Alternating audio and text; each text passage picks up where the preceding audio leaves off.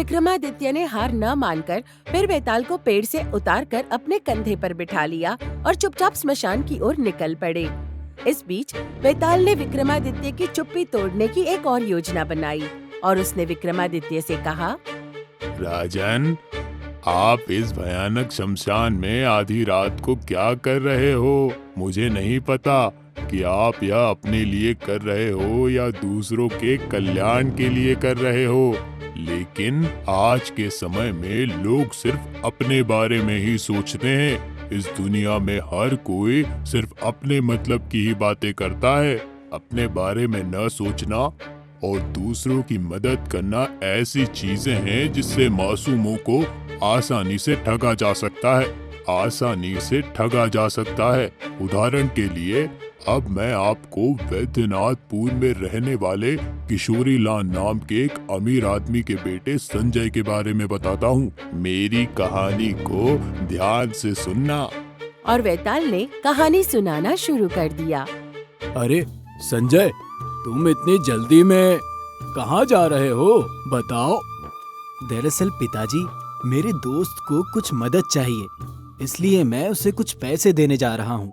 ये क्या है संजय, मैंने कितनी बार तुम्हें चेतावनी दी है कि ऐसे दान मत किया करो। अगर तुम इसी तरह दान करते रहे तो हमारे पास कुछ नहीं बचेगा। लेकिन पिताजी, हम तो बहुत अमीर हैं, इतने पैसों का क्या करेंगे? अगर हम जरूरतमंद लोगों की मदद करेंगे तो हमें कोई नुकसान नहीं होगा। अब मैं जा रहा हूँ, मेरा दोस्त मेरा इंतजार कर रहा है।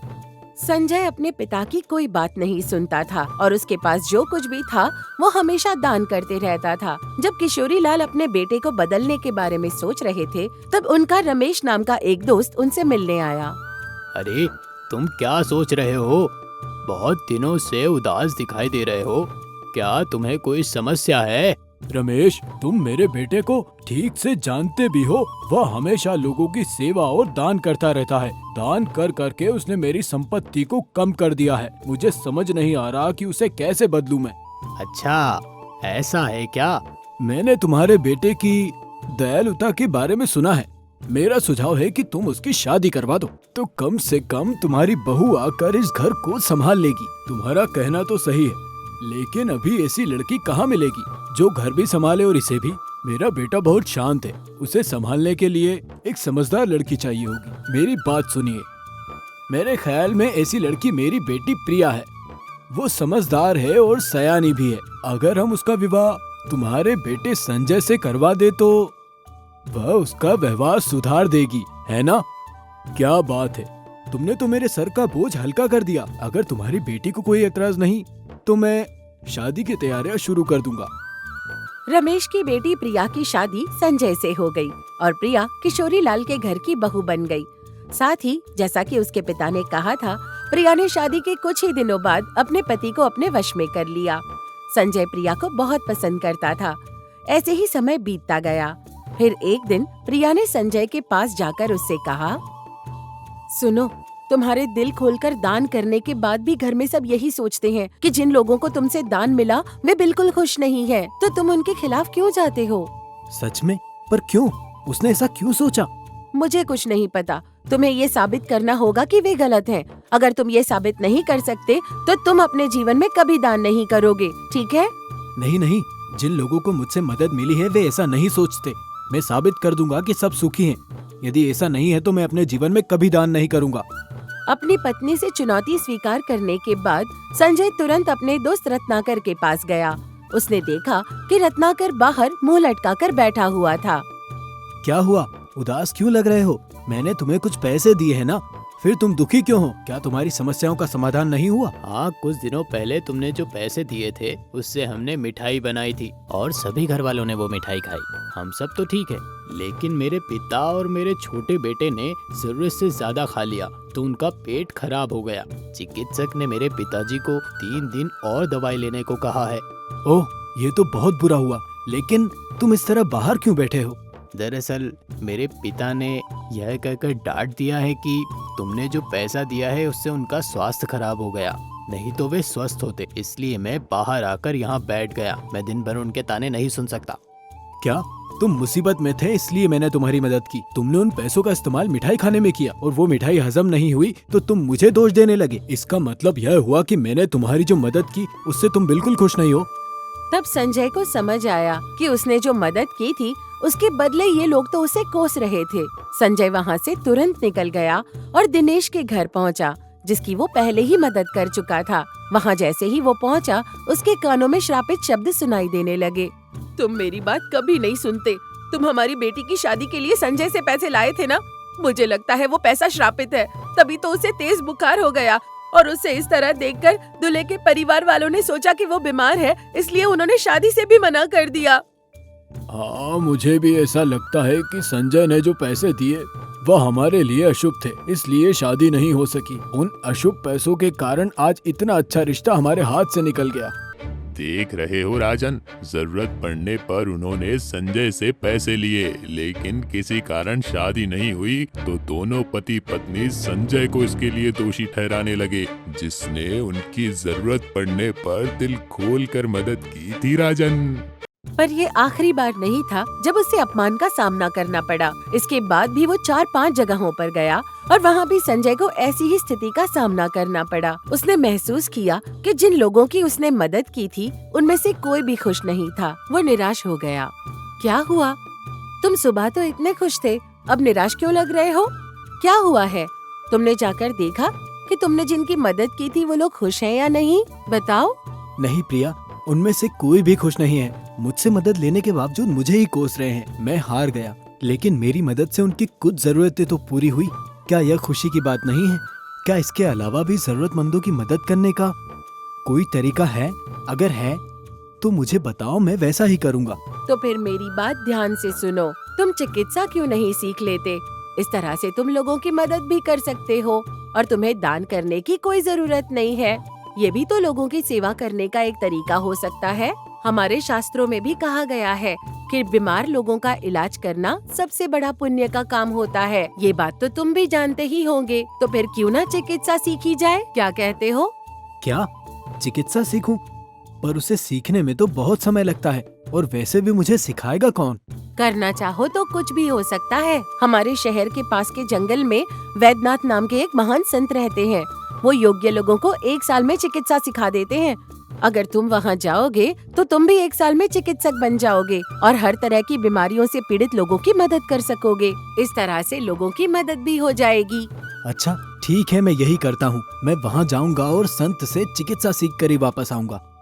और अपनी पत्नी के कहे अनुसार संजय चिकित्सा सीखने के लिए जंगल में वैद्यनाथ जी के पास गया और उनसे जाकर मिला। वैद्यनाथ ने कुछ देर तक संजय को देखा और सोचा कि उसमें उनका शिष्य बनने के सभी गुण थे, इसलिए उन्होंने उसे छात्र के रूप में स्वीकार किया और उसे चिकित्सा सिखाई। और फिर एक दिन उन्होंने संजय से कहा, संजय, सभी छात्रों में तुम मेरे प्रिय हो। मैंने तुम्हें चिकित्सा से जुड़े सारे इलाज के तरीके सिखाए जो दुनिया का कोई भी चिकित्सक नहीं जानता। लेकिन कुछ बीमारियों का इलाज दवाओं से नहीं किया जा सकता। मैंने उसके लिए कुछ मंत्र बनाए हैं और उन्हें एक पुस्तक में लिखा है। जो व्यक्ति इसे सेवा के रूप में लोगों का उपचार करेगा वही इस पुस्तक का उत्तराधिकारी बनेगा। जिस समय मुझे लगेगा कि तुम उसके लायक बन चुके हो, तब मैं तुम्हें एक संदेश भेजूंगा। अगर तुम आ जाओगे तो मैं यह पुस्तक तुम्हारे हवाले कर दूंगा। धन्यवाद गुरुजी, आपने मुझ पर जो भरोसा किया है मैं उसे बनाए रखूंगा। मैं खुद को साबित करूंगा और इस पुस्तक का उत्तराधिकारी बनकर दिखाऊंगा। इस तरह संजय चिकित्सक बना और वापस अपनी पत्नी के पास आया। उसने उसे सारी बातें बताईं। जैसा कि उसने अपनी पत्नी से कहा था, उस दिन से उसने अमीरों को ज्यादा पैसे में और गरीबों का मुफ्त में इलाज करना शुरू कर दिया। संजय हमेशा लोगों का इलाज करने में व्यस्त रहता था और बहुत ही कम समय में वो एक प्रसिद्ध चिकित्सक बन गया। कुछ दिन बीतने के बाद एक दिन एक संत संजय से मिलने उसके घर पर आए। संजय, गुरुजी ने तुम्हें अभी बुलाया है। अपना सामान बांधकर तुरंत गुरुजी के पास चले जाओ। हाँ, मैं समझ गया कि आपको मेरे गुरु वैद्यनाथ ने भेजा है, लेकिन क्या मैं जान सकता हूँ कि उन्होंने मुझे अभी क्यों बुलाया है? जरूर, तुमने गुरुजी से वादा किया था। तुमने इतने समय तक उसका पालन किया। तुमने अमीर और गरीब दोनों के लिए एक ही तरह से इलाज किया है। तुमने पैसों के लालच में किसी के साथ कोई पक्षपात नहीं किया। तुम जैसे चिकित्सक बहुत कम देखने को मिलते हैं, जो रोगियों की परवाह करते हैं और जो आम जनता के प्रति हमदर्दी रखते हैं। अब तुम मंत्रों की वह पवित्र पुस्तक प्राप्त करने के योग्य हो, इसलिए गुरुजी ने तुम्हें बुलाया है। महाराज, आपने जो कहा वो सच है। मैंने गुरुजी से वादा किया था कि मैं वापस आऊंगा, लेकिन मुझे आने जाने में कम से कम 1 सप्ताह का समय लगेगा। जो रोगी मुझ पर निर्भर हैं, वे 1 हफ्ते तक परेशान रहेंगे। कृपया गुरुजी तक ये संदेश पहुंचा दे कि जब किसी रोगी को तकलीफ नहीं होगी तब मैं आऊंगा। संजय चिकित्सा का काम मन लगाकर करने लगा। वो इतना व्यस्त रहने लगा कि उसे गुरुजी के पास जाकर उनसे पुस्तक लेने का समय ही नहीं मिला। लेकिन एक दिन रानी माँ को सिर में तेज दर्द होने लगा। बाहर के किसी भी चिकित्सक की दवा का कोई भी असर नहीं हो रहा था। राजा ने संजय को एक संदेश भेजा कि अगर वो उनकी माँ का इलाज करेगा तो उसे बहुत सारा सोना भेंट करेंगे। ओह, रानी माँ की तबीयत ठीक नहीं है। अगर मैं वहाँ आता हूँ तो यहाँ रहने वाले मरीजों को परेशानी होने लगेगी। इसलिए मेरी राजा से विनती है कि वे रानी माँ को लेकर स्वयं यहाँ आ जाए, और ये भी कहना कि मैं उनसे इस बात के लिए माफी मांगता हूँ। उनसे कहना मेरा अभी आना संभव नहीं है। संजय बिना अपना स्वार्थ देखे दिन रात लोगों की सेवा कर रहा था। उसने राजा के प्रस्ताव को भी ठुकरा दिया, क्योंकि इससे उसके बाकी मरीजों को परेशानी होती। अगले दिन संत को इस बात का पता चला और वो फिर संजय से मिलने उसके घर आए। संजय, अपने काम के प्रति ईमानदार रहने के लिए आपने राजा के निमंत्रण को भी ठुकरा दिया। आपकी हिम्मत वाकई तारीफ के काबिल है। आपके अलावा कोई भी उस पवित्र पुस्तक के लायक नहीं है। अब तुम वहाँ जाओ और गुरुजी से वो पवित्र पुस्तक प्राप्त कर लो। नहीं नहीं, अगर मैं वहाँ आया तो यहाँ इलाज करने वाला कोई नहीं होगा। मुझे थोड़ा समय चाहिए। संजय ने दूसरी बार भी गुरुजी के प्रस्ताव को ठुकरा दिया। कुछ दिनों के बाद उनके शहर के सबसे अमीर आदमी अशोक को एक गंभीर बीमारी हो गई। अशोक ने उसे संदेश भेजा कि अगर वो उसकी बीमारी का इलाज कर देगा तो वो उसे बहुत सारा पैसा इनाम के रूप में देगा। लेकिन संजय अशोक की बीमारी को समझ नहीं पाया। तभी संत फिर से वहाँ आए और संजय से बोले, यह कोई आम बीमारी नहीं है संजय, इसका इलाज सिर्फ पुस्तक में ही उपलब्ध है। तुम अभी जाओ और पुस्तक लेकर आओ और इस रोगी का इलाज करो। नहीं नहीं, अगर मैं इस साहूकार के लिए जंगल में जाऊंगा तो यहाँ कई सारे मरीज बिना इलाज के तड़पेंगे। कृपया मुझे माफ कीजिए, मैं अभी वहाँ नहीं जा सकता। देखा राजन, संजय कितना जिद्दी था। यह जानते हुए भी कि साहूकार के चिकित्सा से वह काफी धन कमा लेगा, उसने उस संत की बात नहीं मानी और लालच ना करते हुए गरीबों की सेवा करता रहा। कुछ दिन बाद संत की मुलाकात संजय की पत्नी प्रिया से हुई। बेटी, अशोक का जो रोग है वह उस पुस्तक में लिखे मंत्रों से ही ठीक होगा, नहीं तो वह जल्द ही मर जाएगा। किसी तरह अपने पति को समझाओ कि वो जाए और गुरुजी से मिले। मेरे पास इसके लिए एक उपाय भी है। जी महाराज, मुझे बताइए कि क्या उपाय है। मैं उन्हें गुरुजी के पास भेजने के लिए अपनी ओर से पूरी कोशिश करूंगी। ये कोई मुश्किल काम नहीं, तुम्हें बस ऐसा दिखाना होगा कि तुम्हें भी अशोक जैसा कोई रोग हो गया है। फिर देखते हैं कि तुम्हें बीमार देखकर वो जंगल जाता है या नहीं। संजय की पत्नी प्रिया ने साधु की सलाह के अनुसार बीमार होने का नाटक किया।